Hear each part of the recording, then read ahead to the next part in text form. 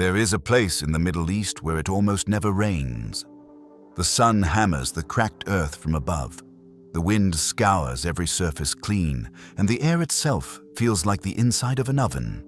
And yet, 2,000 years ago, someone walked into that desert and planted a vineyard. Not because they were foolish, not because they were desperate, because they knew something. Something so elegant, so perfectly in harmony with the natural world, that modern agriculture has spent decades trying to rediscover it. They knew how to make rocks drink the sky. This is the story of that knowledge. A story that crosses continents and centuries, from the ancient trade routes of the Nabataean Empire to the fire-scorched volcanic fields of a Spanish island, from the sun-baked canyons of the American Southwest to the quiet corner of your own backyard. It is a story about what happens when human beings stop fighting nature and start listening to her instead. And it begins, as so many great stories do, with a mystery no one could explain. When Israeli archaeologists began surveying the Negev Desert in the 1950s, they found something that made no sense. Scattered across thousands of acres of barren hillside, arranged in careful rows stretching as far as the eye could see, were tens of thousands of small mounds of stone. Each one roughly 3 to 5 feet across, each one placed with obvious intention. The local Bedouin had a name for them. Tulaylat El Anab, the Grape Mounds.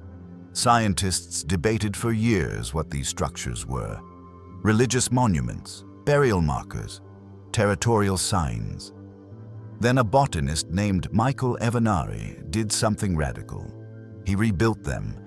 He and his team reconstructed the ancient mounds exactly as the Nabataeans had built them, planted grapevines at their base, and waited. Within 2 growing seasons, in a desert that receives less than 4 inches of rain per year, the vines were alive and producing fruit. The stones were working. They were, in a very real sense, alive. The Nabataeans were extraordinary people. They carved the rose-red city of Petra directly into cliff faces. They built aqueducts and cisterns across an empire that stretched from the Arabian Peninsula to the borders of Rome. But their most profound achievement was quieter than all of that. They looked at a landscape that offered almost nothing and saw a hidden gift. They understood that the desert, for all its cruelty, has a secret it gives away every single night. When the sun goes down and the temperature drops, the sky releases what it has been carrying all day: moisture, dew, water pulled from the air by the simple mathematics of temperature change. The Nabataeans did not invent this phenomenon, but they were among the first people in recorded history to engineer an entire agricultural system around it. They chose stones that cool rapidly after sunset, flint and limestone arranged into mounds that maximized surface area. As the cold night air settled across, the desert and warm moisture drifted in from distant seas. Those stones became condensation traps, drawing water from thin air drop by drop, channeling it downward through the soil to where the roots of their vines were waiting in the dark. Silent, patient, brilliant. Thousands of miles to the west, a catastrophe was about to teach an entire island the same lesson, though in a far more violent classroom. On September 1st, 1730, the earth beneath the Canary Island of Lanzarote cracked open. A local priest recorded in his diary that an enormous mountain rose from the ground and flames shot from its summit. The eruptions did not last days or weeks. They lasted 6 years. By the time the last vent went quiet in 1736, rivers of hardened lava had buried a quarter of the island's fertile farmland. The survivors emerged into what looked like the end of the world. Black volcanic gravel, porous and lightweight, covered everything. The locals called it Picon, and at first it looked like a grave, marker for every harvest the island would never see again. But the farmers of Lanzarote are stubborn people, and they began to notice something strange. The plants that had somehow survived beneath the ash were not merely alive. They were thriving, they were greener and more vigorous than anything the island had grown before the disaster. The farmers started to pay attention. What they discovered changed Lanzarote forever.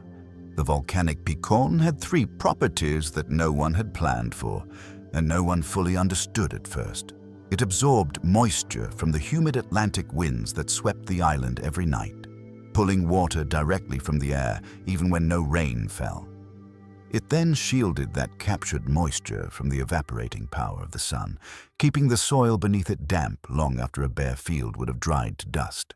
And it regulated the temperature of the root zone, keeping it stable enough for plants to thrive in a climate that swings between Atlantic, cold, and African heat.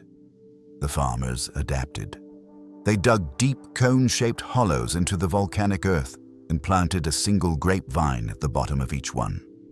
Around the rim, they built semicircular stone walls to break the constant Atlantic wind. Today, centuries later, those same vineyards still produce internationally award-winning wines without a single pipe of artificial irrigation. The landscape looks like nothing else on Earth, thousands of stone-ringed hollows spreading across black volcanic fields in patterns so striking, the Spanish government has designated them a protected landscape. Out of destruction, they built something more enduring than anything the original fertile soil ever produced. And if you think this knowledge belonged only to the old world, consider what was happening simultaneously on the other side of the planet. In the desert valleys of Arizona, a civilization the Pima people called the Hohokam, those who have gone, built over 42,000 stone mounds across the landscape. 42,000. Archaeologists who have studied these sites describe them not as random accumulations, but as engineered growing systems, each one positioned with careful attention to water flow, wind patterns, and the thermal behavior of the surrounding terrain. The Hohokam used these structures to cultivate agave in one of the most punishing environments on the continent. Further north, in the high desert valleys of New Mexico, the ancestral Puebloans did something even more extraordinary. They quarried pebbles and carried them by hand in baskets and leather pouches, sometimes miles from the source, and spread them in layers 3 to 5 inches deep across thousands of square meters of cultivated land. Think about what that required. No trucks, no wheelbarrows, no animals to carry the load. Just human hands and human knowledge, and an understanding of what those stones would do for the soil beneath them. Modern agronomists who have studied these ancient pebble mulch gardens estimate that they increased crop yields by 30 to 50% compared to bare soil farming in the same region. 30 to 50% with no fertilizer, no irrigation technology, no chemical inputs of any kind, just rocks and the wisdom to use them correctly. So what is actually happening beneath those stones? The science has a name for it: lithic mulch agriculture. And the mechanisms, once you understand them, are as elegant as anything in modern engineering.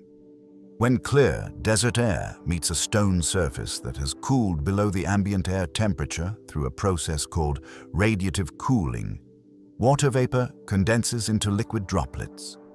The stone pulls moisture from the air, the way a cold glass pulls moisture from a warm summer afternoon.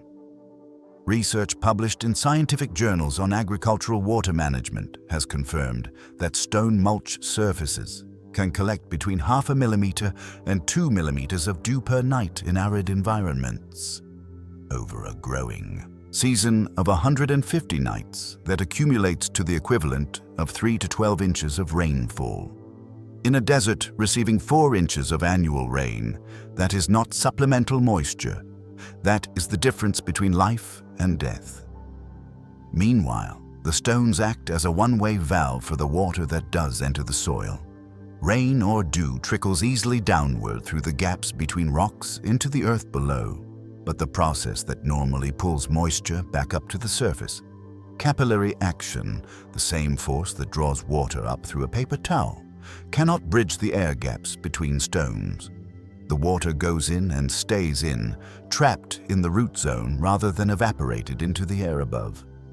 Studies confirm that a 3 to 4 inch layer of stone mulch reduces soil moisture evaporation by 60 to 80%. And over time, a fourth mechanism quietly adds to all of this. Dust, organic matter, decomposing leaves and pollen settle into the crevices between the rocks. In the cool, moist environment beneath the stone layer, this material breaks down steadily into rich, nutrient-dense compost, exactly at the depth where plant roots are most active. The stones do not merely conserve the garden. Year by year, they build it. You do not need to live in a desert to use this knowledge. You do not need a special climate or rare materials or technical expertise. If you have a garden bed that dries out too quickly in summer, spread a 3 to 4 inch layer of river rock or lava rock around your plants, keeping it a few inches clear of the stems, and watch what the soil beneath it does over the following weeks.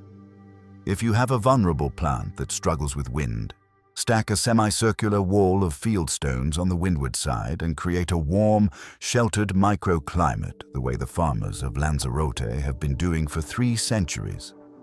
If you have sections of lawn that no one uses, replace them with stone gardens planted with drought-tolerant perennials and cut your water consumption in ways that will show up on your bill within a season.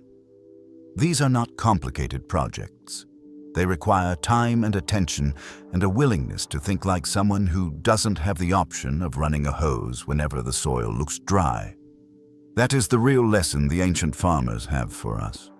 Not a technique exactly, a relationship, a way of looking at the landscape and asking not what can I impose on this place, but what is this place already doing and how can I work with it? The Nabataeans are gone, the Hohokam have gone, just as their name says. The volcanic farmers of Lanzarote are still there, tending vines in fields that should by every reasonable measure be barren. But the knowledge belongs to all of us now. Every stone you place in your garden is a conversation with everyone who placed stones before you, across thousands of years and thousands of miles of desert, mountain, and volcanic field. They found a way to pull water from the sky using nothing but patience and the physics of a cold night. The least we can do is remember them and learn.